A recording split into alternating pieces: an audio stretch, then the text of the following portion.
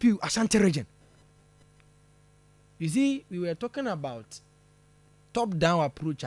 Say, Benyam Sunson, so party, so almost there be. And then I had the best. Party bia no you see, I don't count on ma energy bao, and ma in Kenya you see, it brings revival.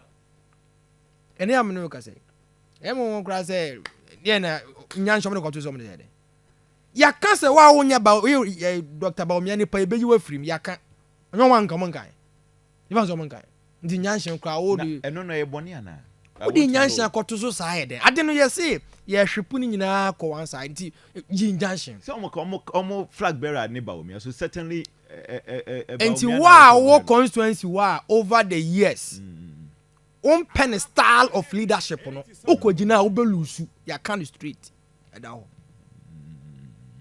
ana on tis asem no omo keka dabi yewa you free ya kan na say video be circulate from ejoso o she classroom o catch wo who dey say wo dey video ne o catch o me say ena ba isika bi antumi mbam because you see aye nyina ye ko say enti MPD ne ska bebem you see party no sisi e omammoa no achechire no ahye yewura Bawumia nsem nti election am kɔ na asondwie nko a stake bia nya high bia oba bia stake na dwo na adwo no beka san se ntena ne yeka se ye pese ni se dwo na adwo no ko be ate ada ne if na wo party ni mu na feel say ebia wo vision to become the flag bearer ne santi you would want to also get mobilize some people na nkoma keka omo ho na party no ase bibia e koso on keka ba democracy on keka ba you see ano obi anfa ni se kan hye ne botom mo obi eska bia yura Bawumia ni pa ne be wi ni se mu nyina so mo ye Bawumia for de na mo de awe mo ho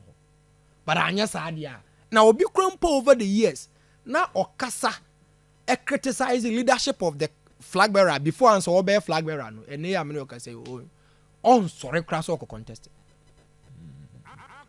tiene bebre se guomachi na MP so awi wanim ye campaign ema another aspirant bi abra presidential primaries ni koso no ene ye make sure say won kofo ye yo mafiri mu ne na ya make sure say wo no ye nya yo mafiri ma hunu say wa wie ye wiu this is where NPP has got into nanka wo William Evans Nkum chief bureau media general middle belt and nanka what jumedi we yachi NPP constituency election can you oh say be free am ko no enka homachi sanka omo ye me bamba ma wo de ma men clear ha sanka omo ye police station we ana nka omo ye electoral number ye constituency anka wo Yohani no wonu hey Debbie just imagine anypa no ma yo muti e ka me plans so oh ubeko but ene no me hwewa min Evans aminim no me hwewa stakes bi anya ye bia me ye journalist oh me niti prince me ye journalist me ni interest e wo NPP constituency interest am wa ne say me kwa cover exercise no na Ghana fo nyina hu ye that is my only interest. But who to win, who not to win, I don't have any interest in it. And I may just say who to win, who not to win. Stakes, you know. We say we are journalists. We say you people are moved by your perceptions, your narrative. You could do one who say 6 and higher. Made you videos.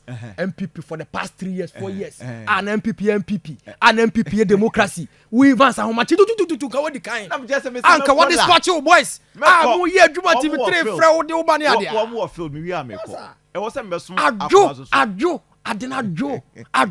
MPP democracy not Joe. Party not Joe. Mini Ajo.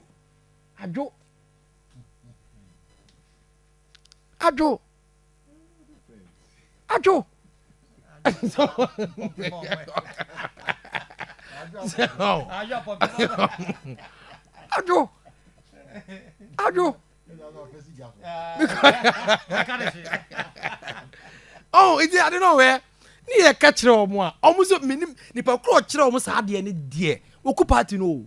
Ama sisi a won keka frim. Sisi wa na woni pani ni ya bo gumbe, ya bo sirem, ye yiwe frim, ye do sinchen. It was in China in Evans me chief bureau. What do that konwem what how that konwem chief bureau that konwem ni.